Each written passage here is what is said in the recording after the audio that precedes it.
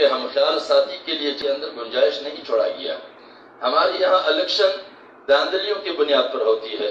اور جب ان داندلیوں میں وہ ناکام نہیں ہوتے ہیں تو پھر یہاں تک حربے استعمال کرتے ہیں کہ بندے کو کافر بنانے تک کی کوشش کی جاتی ہے۔ ایک زمانہ ہے،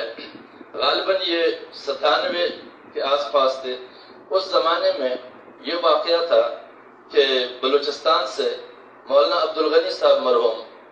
اور مولانا حیدری صاحب اور مولانا صاحب یہ سارے کراچی میں اکٹھے ہو گئے تھے، اور شیرانی صاحب کو بار بار فون کرتے تھے کہ آپ کراچی آ جائے، آپ سے اہم گفتگو کرنی ہے۔ اور شیرانی صاحب اس زمانے میں ڈاڈر کے دورے پر تھے، اس دورے سے اچانک انہیں بلایا گیا۔ جب وہ کراچی پہنچے تو مولانا صاحب سے کہا کہ حضرت کیا مسئلہ ہے؟ صبح ایک جگہ حکیم جمال الدین کے نام تھے جہاں پر عموماً مولانا صاحب ٹھہرا کرتے تھے، پیر کالونی میں، وہاں پر یہ میٹنگ بلائی گئی تھی۔ اس میں مفتی نظام الدین صاحب بھی تھے، اس میں افغان سفیر جو سعودیہ میں تھے ان دنوں وہاں سے نکال دیے گئے تھے، شہاب الدین دلاور بھی تھے اس میں۔ شیرانی صاحب نے ان سے کہا کہ آپ حضرات نے کس مقصد کے لیے مجھے بلایا تھا؟ میرا دورہ ملتوی کروا دیا ہے، لہٰذا مجھے بتائیں کہ کیا معاملہ ہے۔ تو وہ ایک دوسرے پر ڈالتے رہے کہ آپ اس بات کی وضاحت کریں کس لیے بلایا، اگلا دوسرے پر، اگلا تیسرے پر۔ بالآخر مولانا شہاب الدین دلاور کو یہ ذمہ داری دی کہ آپ اپنا موقف بیان کریں۔ تو انہوں نے کہا کہ ہم چاہتے ہیں کہ طالبان اور ایران کے سفارتی تعلقات قائم کرائے جائیں، ان کی مذاکرات کرائی جائے۔ تو مولانا شیرانی صاحب نے ان سے فرمایا کہ طالبان اور ایران کے روابط تو ہے، چند دن پہلے میں سفیر افغانستان وہ اسلام آباد میں دیکھ چکا ہوں،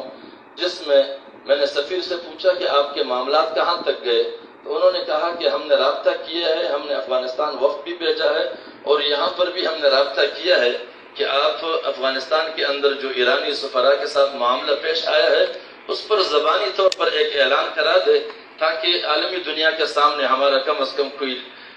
برم بنے، اس کے بعد ہم یک طرفہ طور پر آپ کے ساتھ معاملات بہتر رکھتے ہیں۔ تو یہ جو رابطہ بنا ہے، رابطہ ہے تو یہ آپس میں معاملات طے ہونے جا رہے ہیں، جب رابطہ نہ ہو تو معاملات کیسے حل ہونے جا رہے ہیں؟ دوسری بات یہ ہے کہ اگر آپ مذاکرات کرانا چاہتے ہیں تو یہ بچوں کا کھیل نہیں ہے، آپ ایسا طریقہ کریں کہ ملا محمد عمر صاحب وہ باقاعدہ مولانا صاحب کو تحریری طور پر مذاکرات کے حوالے سے لکھ کے کہ جماعت اس میں ہماری معاونت کرے، اور مولانا صاحب پھر بحیثیت مرکزی امیر مجھے لکھ کر دے تاکہ میں اس معاملے کو پھر آگے سنجیدہ بنیاد پر بڑھا سکوں۔ لیکن اس طرح نہیں ہوتے ہیں کہ آپ زبانی بنیاد پر مجھے کہیں یہ بچوں کا کھیل تو نہیں ہے، یہ مذاکرات ہیں دو ممالک کے۔ تو اس پر یہ بات ختم ہو گئی۔ مولانا شیرانی صاحب نے ان سے کہا کہ مزید کوئی بات ہے اس کے علاوہ؟ انہوں نے کہا نہیں، تو کہتے دعا کرو۔ اس پورے منصوبے کا مقصد یہ بنایا گیا تھا، مولانا عبدالغنی صاحب نے میرے والد صاحب سے فرمایا تھا کہ ہم نے یہ منصوبہ بنایا ہے کہ مذاکرات کے نام پر شیرانی صاحب کو بلا کر ایران اور طالبان مذاکرات کے نام پر جب ہم بات شیرانی صاحب کے سامنے رکھیں گے، چونکہ ایرانی انقلاب کے حوالے سے شیرانی صاحب ایک رائے رکھتے ہیں، اس رائے کی بنیاد پر وہ ایران کی دفاع کریں گے اور طالبان کی مخالفت کریں گے۔ اس بحث کو بنیاد بنا کر ہم شیرانی صاحب پر کفر کا فتویٰ لگا دیں گے، اور کوئی طریقہ نہیں ہے ان سے جان چھڑانے کے لیے، لہذا جب ہم ان پر کفر کا فتویٰ لگا دیں گے تو پھر ان سے ہمارے لیے جان چھڑانا آسان ہو جائے گا۔ چند 10-15 دن کے بعد صوبائی مجلس عمومی کا اجلاس ہے، اس میں مفتیان کرام بھی حاضر ہوں گے، مرکزی امیر بھی موجود ہوگا، اور اس فتوے کو سنا کر شیرانی صاحب کو ہمیشہ کے لیے فارغ کر دیا جائے گا۔ لیکن جب وہ نتائج بھی کارگر ثابت نہ ہو سکے تو پھر اس کے بعد ہماری جماعت میں داندلی کا یہ مروجہ صورتحال جو بنایا گیا ہے، اس مروجہ صورتحال کی وجہ سے اب جماعت ایک فرد یا چند افراد کی باقاعدہ ایک کمپنی بن گئی ہے، جماعت باقی نہیں رہی ہے۔ لہٰذا جماعت کو اس صورتحال سے باہر نکالنے کے لیے ہمیں توجہ دینے کی ضرورت ہے تاکہ ہم جماعت کو اس انداز سے اس ماحول سے باہر نکال سکے کہ اس میں بد اخلاقیاں بھی نہ ہو سکے، اس میں بے عزتیاں بھی نہ ہو سکے، اس میں ایک دوسرے کی ناجائز پگڑیاں بھی نہ اچھالی جائے، کیونکہ حساب بھائی کا بھائی کے ساتھ ہوتا ہے، بیٹے کا باپ کے ساتھ، باپ کا بیٹے کے ساتھ، لیکن اس میں بے عزتیاں اور بد احترامیاں اور بد اخلاقیاں لازمی نہیں ہے کہ کی جائے، ان کے لیے اصولی ضابطے ہیں، اس پر کی جائے۔ لہٰذا ہمارے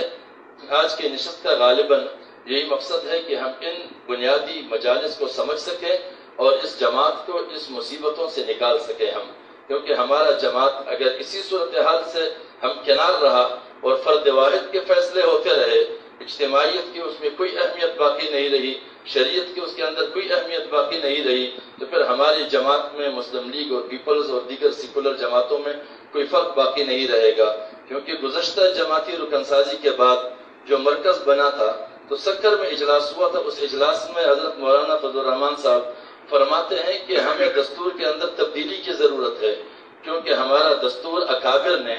بنایا ہے دینداری اور دیانتداری کی بنیاد پر۔ اس وقت ہماری جماعت میں دینداری اور دیانتداری باقی نہیں رہی ہے، لہٰذا اس دستور کے بنیاد پر جماعت کا چلانا ممکن نہیں ہے۔ جب جماعت کا مرکزی قیادت اس بات کا اعتراف کرے کہ ہمارے جماعت میں دینداری اور دیانتداری باقی نہیں رہی